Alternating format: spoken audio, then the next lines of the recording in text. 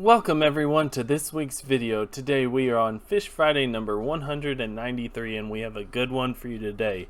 Today's fish is one of those rare fish that is highly sought after in the aquarium trade. So if you are a true aquarium enthusiast, probably heard of this, but I seriously doubt you've had this in your aquarium. Today's fish that we're going to be talking about is bam, the peppermint angelfish. Now the peppermint angelfish, or sanctum name Centropygi boylii, again that's Centropygi boylii, it is part of the family Homocanthidae, which is the family of marine angelfish. Now we've talked about marine angelfish before, and they're some of the most common fish in the world, especially in aquariums, and they do comprise of some of the most beautiful fish in the world. I think you could almost say indisputably. I mean, they are beautiful, and this one might take a cake. Oops. It is the peppermint angelfish is native to the South Pacific Ocean, but it's very specific and only known in the Cook Islands. I believe I saw something where they said, oh, they have started to find them away from the Cook Islands, but for all intents and purposes, they've only been found around the Cook Islands. Sorry, by the way, if I cough. I am feeling under the weather right now, so that's why I'm going to clear my throat and cough every once in a while. But I'm going to make sure you get your video. Don't worry about that. Now, one reason why not a lot is known about this fish is it's actually found in deeper water than most other angelfish. Most of your angelfish are found in very shallow waters, thinking less than 50 feet or less than about 15 meters in depth. This angelfish, however, is found at 55 to 120 meters, 180 to 400 feet, but they're much more often found at the lower reaches of that, the 100 to 120 meters, 300 to 400 feet. That's where this fish really spends all of its life, and where they're the most common. And I say the most common, these fish are relatively rare because they're very hard to find, because these are not fish that are swimming around in the open. These are fish that like to be in cracks and caves and crevices, so that it makes it very difficult to study or find these fish. And they're found on those deep reef slopes and outer reef walls. So you add on the fact that they are found in deeper water, and the fact that this is a smaller angelfish, definitely not a large fish. Got a max length of about 7 centimeters, which is about 2.8 inches. It's got the traditional angelfish deep oval body. Coloration, I mean, it's not hard.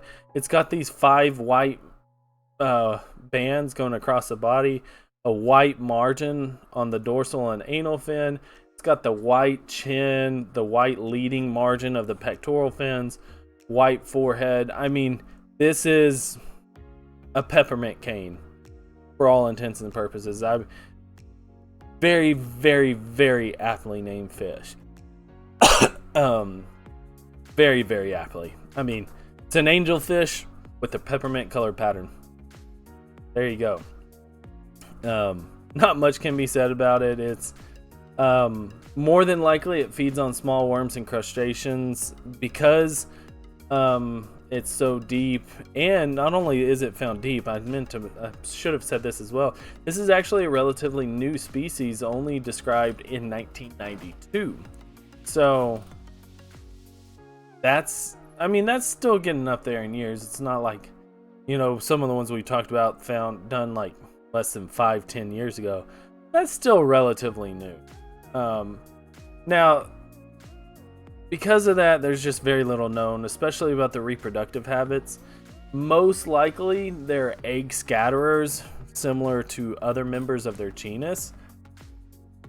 But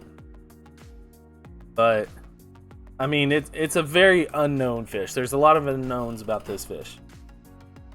But there is a lot of research going into it, and for one reason, and one reason only, in my opinion, this fish is thought of as the holy grail of saltwater aquarium fish.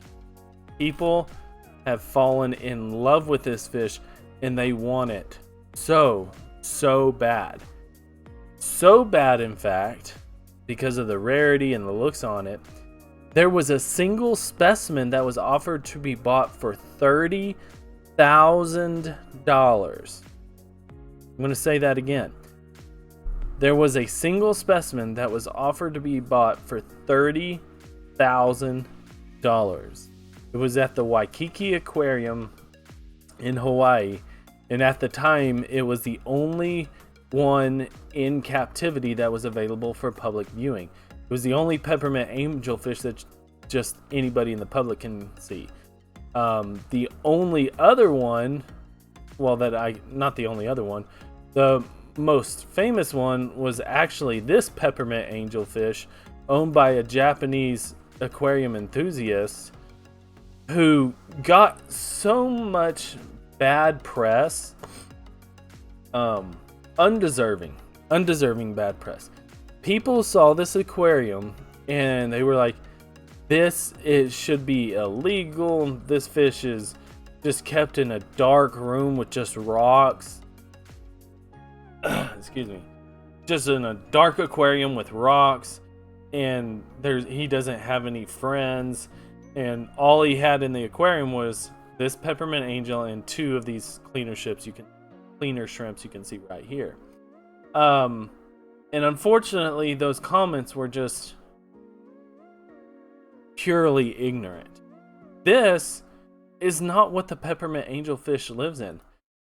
Peppermint angelfish in the wild, this is exactly the area and the type of stuff they are living in.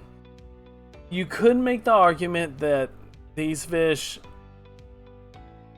more than likely, knowing what I know about other angelfish, they probably loosely associate in groups or pairs. So maybe this fish would do a little better with another peppermint angelfish. But this peppermint angelfish has been in this aquarium for 30 some years. I think so. I can't exactly remember the age, but it had been in this aquarium for a long time. This man did it right. He put a chiller in the aquarium. He put the lights down to like 3%. Because think about it, those fish are 300, 400 feet down. They're going to be in that much colder water. They're going to be in that very dark area. They're not going to be where active coral is like this. In fact, there's many people that have said that when they do keep them in these brightly lit aquariums, they had to really do it carefully, because that's not what the fish is used to. So they would gradually increase the brightness. This aquarius said, I don't want them to adjust. I want for it to be happy in what it looks like in the wild. And this is exactly what it should look like. So yeah, because this fish is so incredibly rare in the aquarium trade, I'm not going to say what the price is on this. And I'm going to actually say, please don't get this unless you are very prepared. These fish are incredibly hard to catch. They could be potentially endangered. You don't know how long they live. You're going to need some sort of chiller. And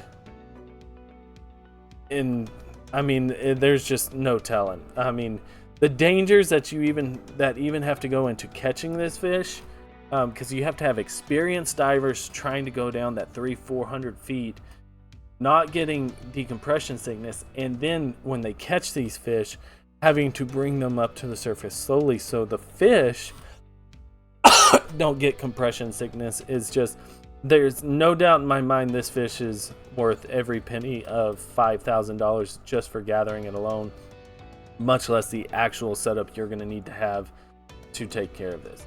But thank you guys so much again. I really appreciate it. Hope to see you again.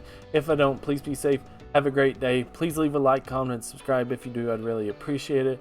Hope to see you again. If you'd like to support the channel, please click the link down below. It is by no means expected, but very much appreciated. Regardless, take care of yourselves. Take care of your loved ones. I'm going to go take care of myself. Maybe take a nap, drink some water, and peace.